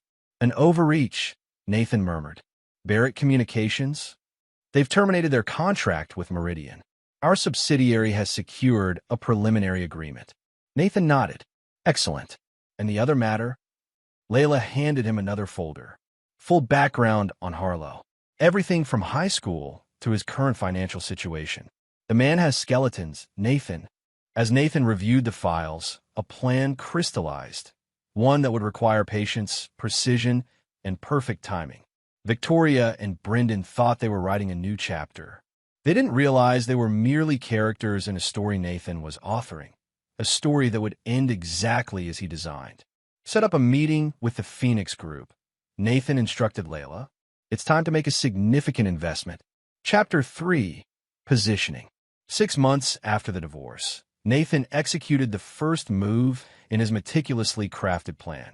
Through a complex network of shell companies and investment groups, he began quietly purchasing shares in Phoenix Holdings, the parent company of Meridian Tech, where Brendan Harlow served as CEO. They won't see the connection, Thomas assured him during a secure call. The acquisitions look like normal market movements spread across different buyers. And our position? Nathan asked. Currently at 18% ownership. We'll cross the threshold for a controlling interest within 2 months at this pace. Nathan allowed himself a small smile. Good. And Victoria? Thomas hesitated. She's been seen looking at wedding venues with Harlow. Rumor has it they're planning something lavish at the Pembroke Hotel in the fall. The news didn't surprise Nathan. Victoria had always been drawn to spectacle, and Harlow's public persona demanded grand gestures. Their wedding would be a social event designed to cement their status and provide the perfect stage for Nathan's next move. Meanwhile, Nathan continued his apparent retreat from high society. He declined invitations, avoided industry events, and perpetuated the narrative of a man nursing wounds after a painful divorce. In reality, he worked relentlessly, strengthening his business empire while systematically identifying weaknesses in Harlow's. Barrett Communications has officially signed with us, Layla reported one evening. And 3 other major Meridian clients are expressing interest in following suit. Don't approach them, Nathan instructed. Let them come to us. We need this to appear as Meridian's failure, not our poaching. As summer turned to fall, Meridian Tech began showing signs of strain. Their ambitious acquisition of Suntech Systems had stretched resources thin, and the loss of Barrett Communications had spooked investors. Harlow remained publicly confident, dismissing concerns in a business magazine profile that featured him alongside Victoria in their penthouse apartment, formerly Nathan's home. He's arrogant, Diana observed, tossing the magazine onto Nathan's desk. But not stupid. He'll figure out what's happening eventually. By then it will be too late, Nathan replied. In late September, Nathan received a gilded invitation to Victoria and Brendan's wedding at the Pembroke Hotel. The invitation surprised him, a courtesy he hadn't expected. Are you going? Thomas asked when Nathan mentioned it. Of course, Nathan replied with chilling calm. I wouldn't miss it. 2 weeks before the wedding, Nathan's final pieces fell into place. Phoenix Holdings board members, concerned about Meridian's performance, privately indicated their willingness to support new leadership. Nathan's shell companies completed their acquisition of shares, securing a 51% controlling interest in Phoenix, and by extension, Meridian Tech. They don't know yet, Layla confirmed. The paperwork won't be filed until Monday morning. After the wedding, Nathan noted. On the eve of Victoria and Brendan's wedding, Nathan stood in his office overlooking the city. In his hand, he held the wedding invitation, tracing its embossed letters with his fingertip. Tomorrow would be the culmination of a year's planning, a masterpiece of timing and patience. To new beginnings, he murmured, raising a glass of scotch toward the skyline, where lights sparkled like the diamonds Victoria had always coveted. Chapter 4, The Wedding.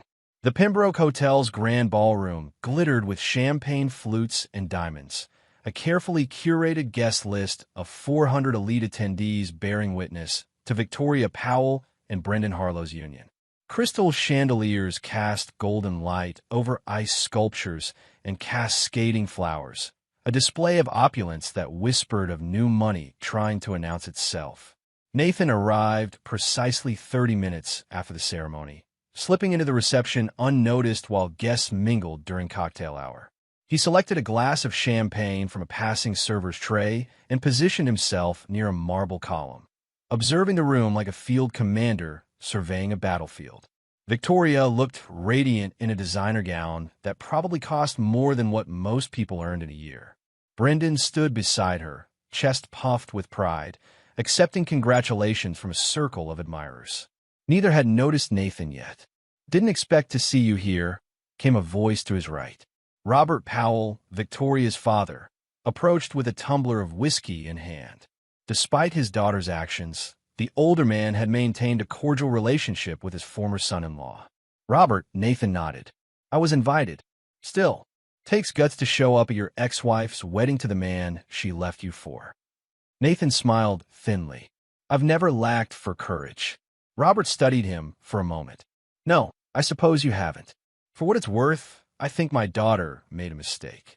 "Thank you, Robert, but perhaps tonight isn't about mistakes. It's about consequences." The older man raised an eyebrow, but was called away before he could inquire further. Nathan continued his solitary observation until Victoria's high, melodic laugh drew his attention to a nearby conversation circle.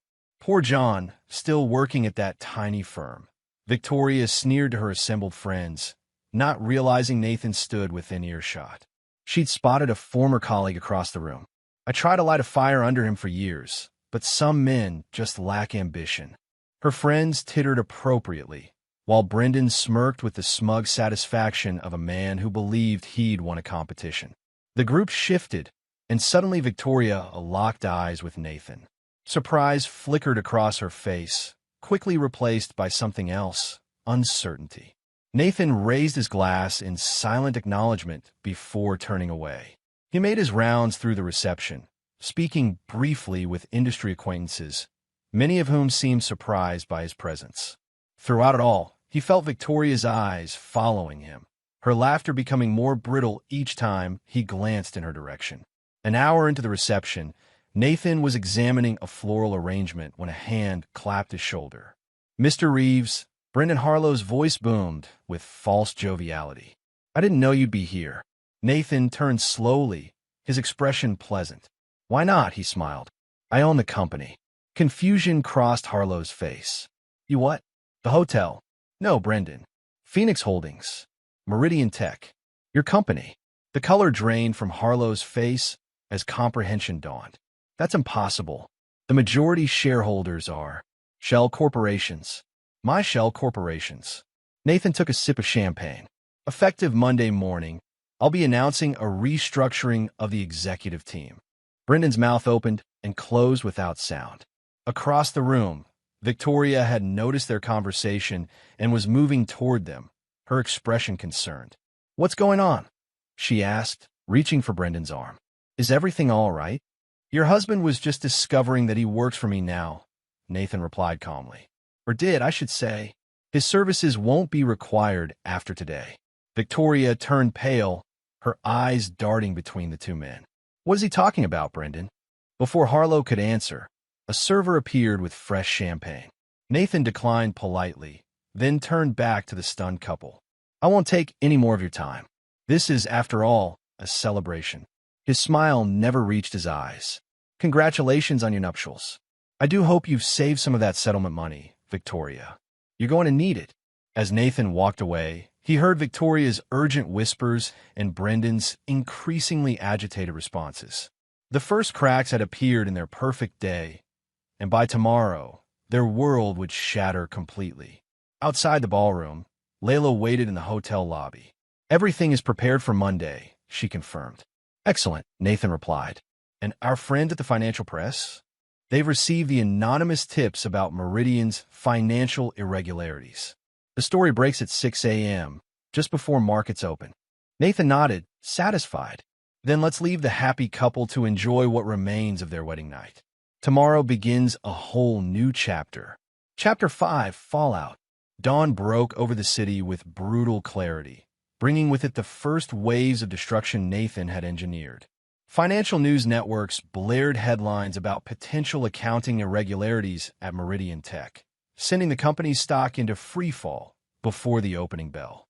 By 9 a.m., Phoenix Holdings issued a statement announcing a comprehensive audit and temporary leadership change, effective immediately. In his downtown office, Nathan watched the chaos unfold on multiple screens while fielding calls from board members and major shareholders. Each conversation followed the same careful script: concern over possible mismanagement, promises of thorough investigation, assurances of stability under interim leadership. "Mr. Harlow is trying to reach you," Layla announced over the intercom. "Seventh call this morning." "I'm still unavailable," Nathan replied calmly. "Direct him to legal affairs." By midday, security footage from Meridian headquarters showed Brendan Harlow being escorted from the building, personal items in a cardboard box. Photographers captured his stunned expression as he pushed through a crowd of reporters, offering no comment. At 3 o'clock, Nathan finally took a call from Robert Powell. "What exactly are you doing, Nathan?" the older man asked without preamble. "Business, Robert. Nothing more." "Bullshit. My daughter's been calling me all day, hysterical. Says you've destroyed Brendan overnight and frozen all their accounts."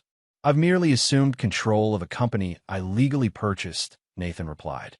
"As for their accounts, I can't speak to Mr. Harlow's financial arrangements, though I understand the authorities may have some questions about certain transaction patterns."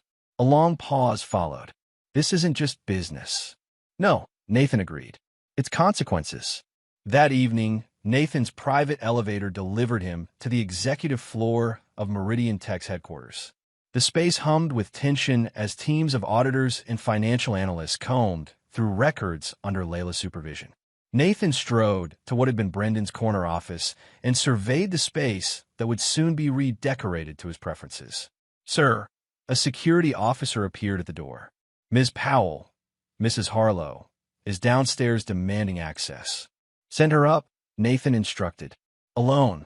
Minutes later, Victoria stormed into the office, a far cry from the radiant bride of yesterday.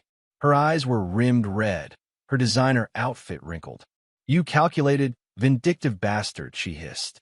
"You planned this all along." Nathan regarded her calmly from behind the desk. "Hello, Victoria. Marriage suits you." "Cut the crap, Nathan. You waited until our wedding day. You humiliated us deliberately." "Yes," he agreed simply. His frank admission seemed to deflate her rage momentarily.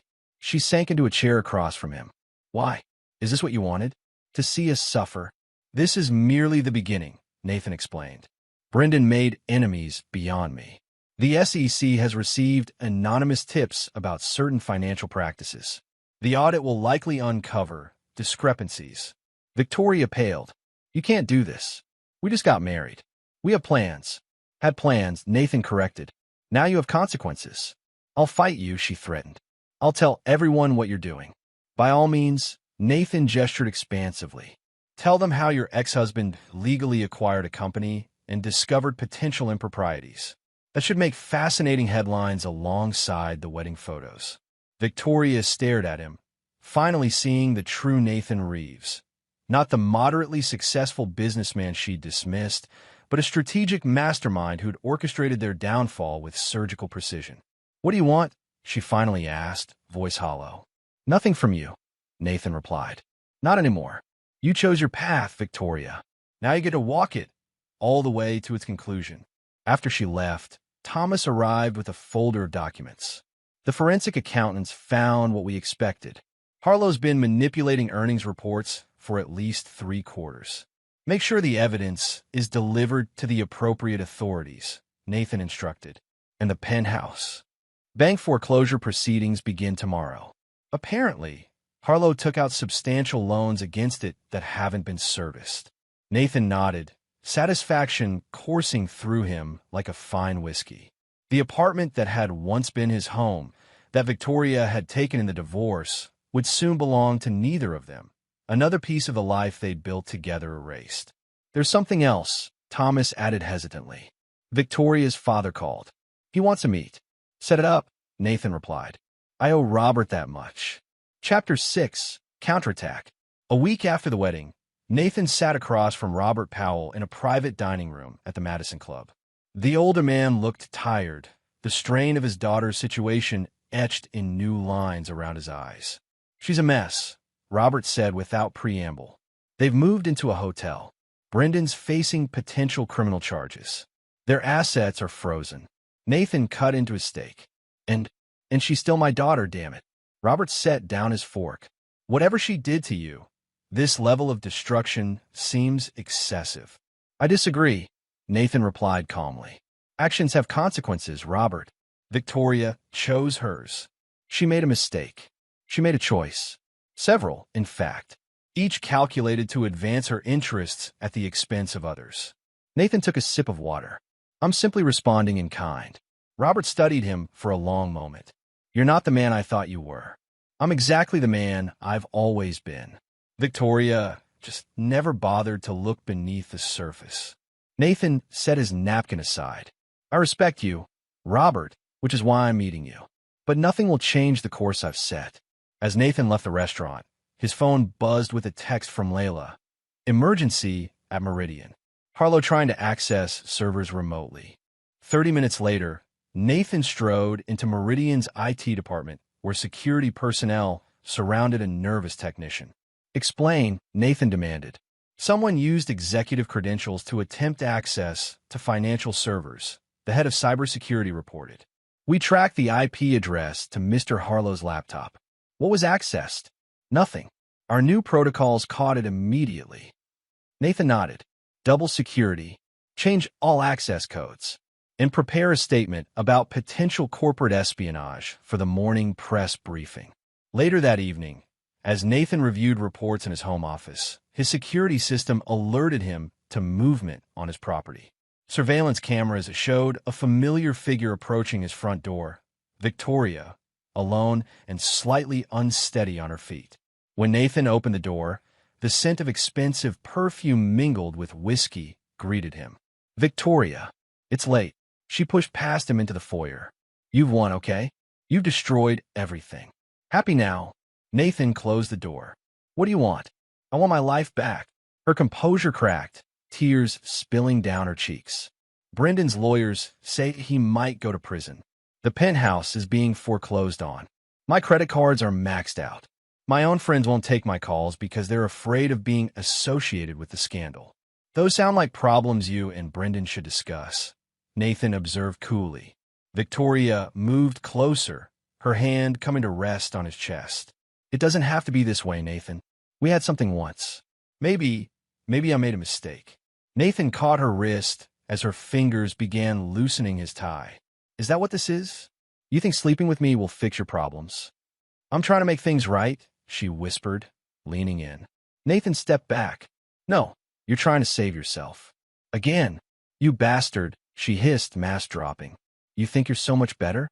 You spent a year planning revenge. What kind of person does that make you?" "The kind who honors his commitments," Nathan replied. "The kind who understands that betrayal carries a price." Victoria's eyes narrowed. "This isn't over. Brendan has friends too, powerful ones. You think you've won, but you haven't seen what we can do when cornered." After she stormed out, Nathan made a call. "Increase security at all properties," he instructed his head of security. "And have someone follow Mrs. Harlow. I want to know who she contacts." The next morning brought news that validated Nathan's caution. Brendan Harlow had called an impromptu press conference, claiming whistleblower status and alleging that Nathan was the architect of the financial irregularities, using the acquisition to cover his tracks. "It's desperate nonsense," Thomas assured him, "but it might buy them time with some investors." Nathan merely smiled. "Let him talk. In fact, make sure every financial outlet covers that press conference." "You want his accusations broadcast?" Layla asked, surprised. "Absolutely," Nathan confirmed.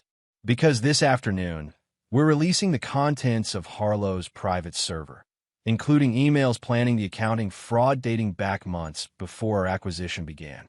Thomas stared at him. "You've had those all along?" "Of course," Nathan replied. "I never start a game I haven't already won." By evening, Harlow's credibility was shattered beyond repair. Financial commentators eviscerated his claims, and Phoenix Holdings stock rebounded on news of Nathan's appointment as CEO of both the parent company and Meridian Tech. In his new corner office, Nathan gazed out at the city lights, a glass of scotch in hand. The day's events had played out exactly as he'd anticipated. Another perfect move in a game Victoria and Brendan didn't even realize they'd already lost. Next phase? Layla asked, reviewing the schedule for tomorrow. Proceed as planned, Nathan confirmed. It's time to dismantle Harlow's entire network. Every ally, every contact, every escape route. Victoria had threatened that he hadn't seen what they could do when cornered. She was right about one thing. This wasn't over. But she was wrong to think they had any moves left to make. Nathan had methodically eliminated every possible avenue of escape, every potential ally, every hidden resource. The game wasn't just rigged. It had been decided before it even began. Chapter 7. Cornered. 3 months after the wedding, Brendan Harlow surrendered to federal authorities following indictment on 8 counts of securities fraud, wire fraud, and conspiracy. The financial press covered his perp walk extensively.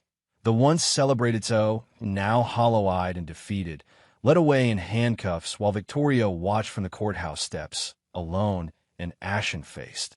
Bail's been set at $5 million, Thomas reported to Nathan that afternoon. He doesn't have it. Nobody's willing to put up collateral. What about his powerful friends? Nathan asked, recalling Victoria's threat. Scattered like leaves in a hurricane. Nobody wants the association. His lawyer's a public defender. Nathan nodded, satisfied. The systematic dismantling of Harlow's life had been comprehensive. Every business contact worn off, every potential investor shown evidence of his misdeeds, every asset frozen or seized. And Victoria? Living in a 1-bedroom apartment in Westridge. Working part-time at a boutique owned by a former friend who took pity on her. The news brought Nathan no joy, merely confirmation that justice was being served. He'd never wanted Victoria destitute, merely humbled, forced to live with the consequences of her choices as he had lived with the consequences of her betrayal. That evening, Nathan left his office early, something he rarely did. The crisp autumn air felt clean in his lungs as he walked through downtown, eventually finding himself outside the boutique where Victoria now worked. Through the window, he could see her arranging merchandise, her movements mechanical, her expression blank. For a moment, watching her, Nathan felt a flicker of something. Not pity, not regret, but acknowledgement. The woman who had once shared his life was now living a fate of her own making. There was symmetry in it, a balance restored to the universe. As if sensing his presence, Victoria looked up. Their eyes met through the glass, and for an instant, the years between them collapsed. Then her expression hardened, chin lifting in defiance even as her hands trembled slightly. Nathan turned and continued walking. The next morning, Diana arrived at his office unannounced.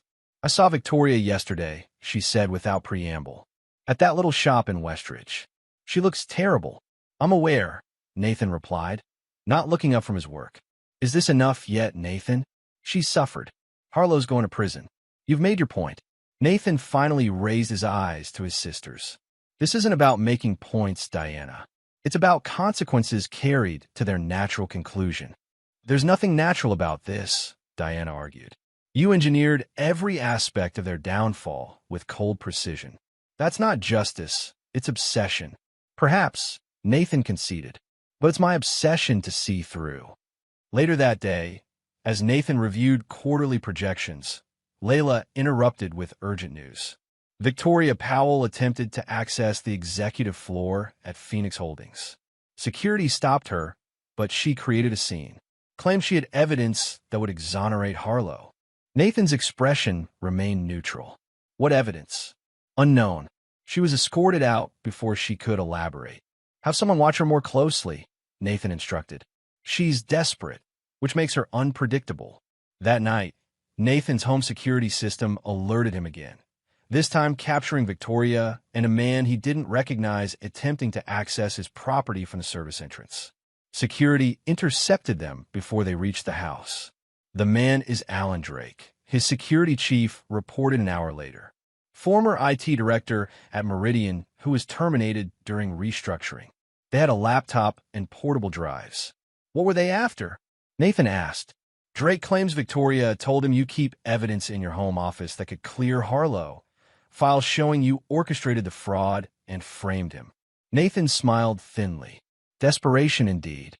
The next morning, Thomas arrived with news that Victoria had been arrested for attempted breaking and entering, then released on her own recognizance.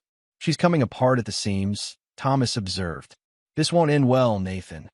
On the contrary, Nathan replied. It's ending exactly as it should. That afternoon, Robert Powell requested another meeting. The older man looked even more worn than before, grief etching deep lines around his eyes. She tried to break into your house, he stated flatly when they were seated. She did. Are you pressing charges? Not at the moment. Robert's hands trembled slightly. She told me you framed Brendan, that you manufactured evidence. She's lying, Nathan replied calmly. Harlow's guilt is well documented by his own emails and financial records. Victoria is simply unable to accept that she hitched her wagon to a criminal. What will it take to end this? Robert asked. Name your price. Whatever you want to stop destroying what's left of my daughter's life. Nathan studied the man who had once welcomed him as a son. There is no price, Robert.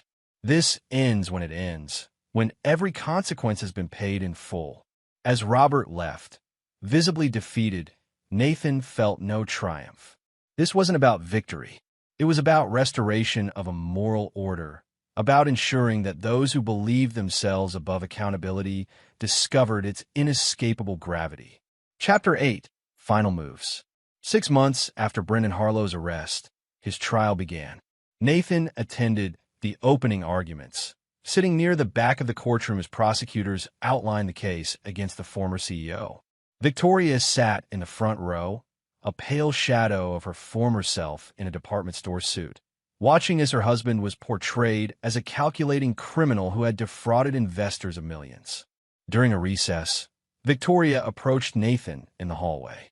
The security detail moved to intercept her, but Nathan waved them back. May I help you, Victoria?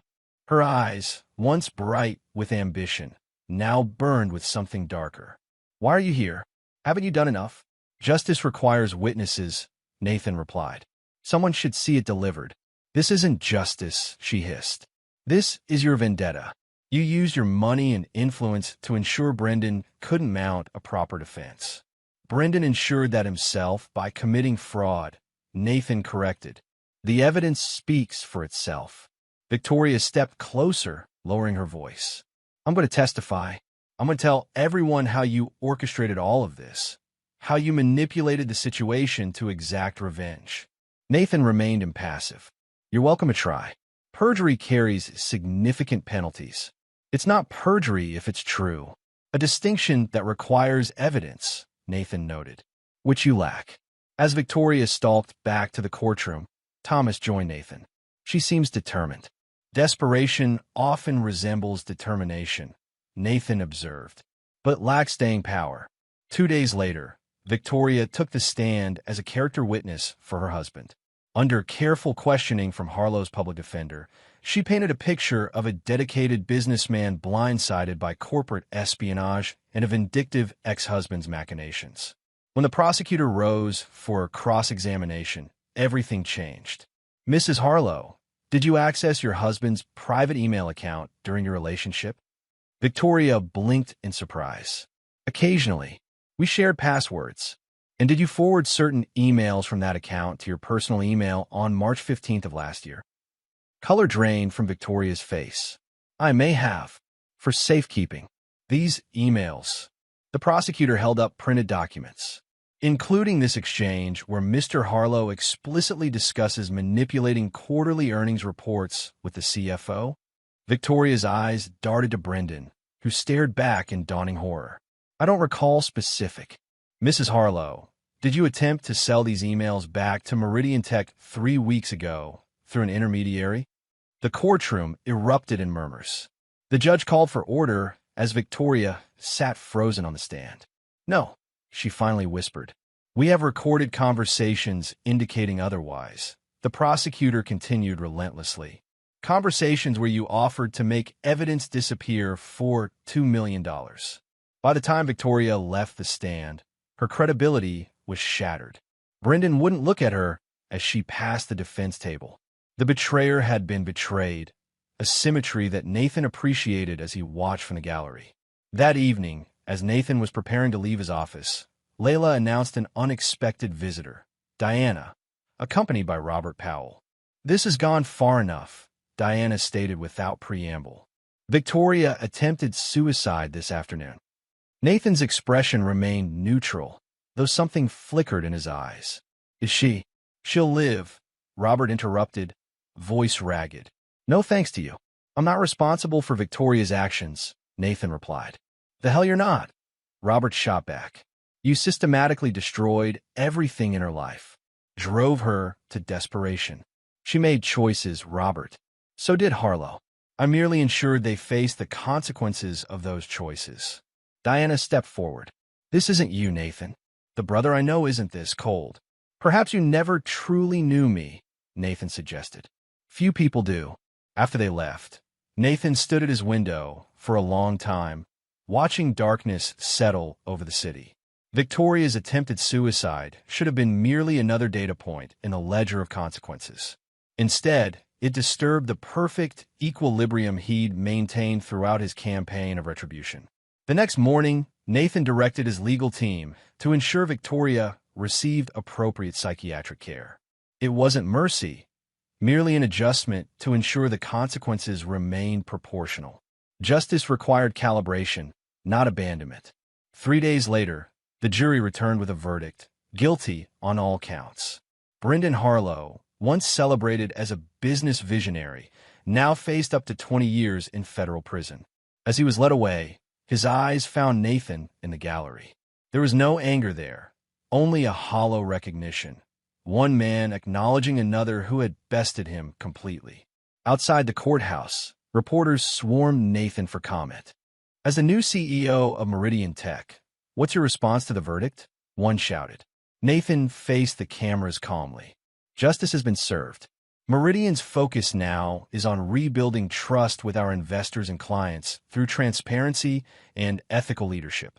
"And Mrs. Harlow's allegations that you orchestrated her husband's downfall as revenge for their affair?" A small, cold smile touched Nathan's lips. The evidence spoke for itself. Mr. Harlow's actions were his own, as were the consequences. As the reporters dispersed, Nathan noticed Robert Powell watching from the courthouse steps. The older man's expression carried no anger now, only a profound weariness. Nathan nodded, once in acknowledgement, before turning away. The game was over. He had won completely. Chapter 9, Legacy. 1 year after Brendan Harlow's conviction, Nathan stood on the balcony of his penthouse, overlooking a city that now bore his unmistakable imprint. Meridian Tech, reborn under his leadership, had become the crown jewel in his expanding empire. The scandal that had destroyed Harlow was now merely a footnote in the company's history, a cautionary tale about ethical failures. The board approved the Reynolds acquisition, Layla reported, joining him with a tablet displaying the day's agenda. And Victoria Powell's divorce from Harlow was finalized yesterday. Nathan nodded, the information noted and filed away. Victoria had reverted to her maiden name, a symbolic severing of ties to the man whose fate she had once tied to her own. Reports indicated she had moved to another state, attempting to rebuild some semblance of a life far from the wreckage of her past. "Mr. Powell is in the lobby," Layla added. "He doesn't have an appointment." Nathan considered for a moment. "Send him up." Robert Powell had aged a decade in the past year, grief and stress etching permanent lines in his face. Still, he carried himself with dignity as he entered Nathan's office. "Thank you for seeing me," he began. "I know we haven't parted on the best terms." "What can I do for you, Robert?" Nathan asked, gesturing to a chair. The older man sat heavily. "I'm moving, retiring to Arizona. Wanted to say goodbye properly." "I see." Nathan studied him. "How is Victoria?" "Starting over in Colorado, teaching at a community college." Robert sighed. "She's different now. Quieter. More thoughtful, perhaps." Nathan nodded, unsurprised. Consequences changed people, as his own divorce had changed him, hardening something inside that had once been malleable. "I've had a lot of time to think," Robert continued, "about what happened, about your role in it. And, and I've concluded that everyone involved bears responsibility. Victoria for her choices, Harlow for his crimes." Robert looked directly at Nathan. "And you, for the calculated brutality of your response." Nathan didn't disagree. "We all make choices."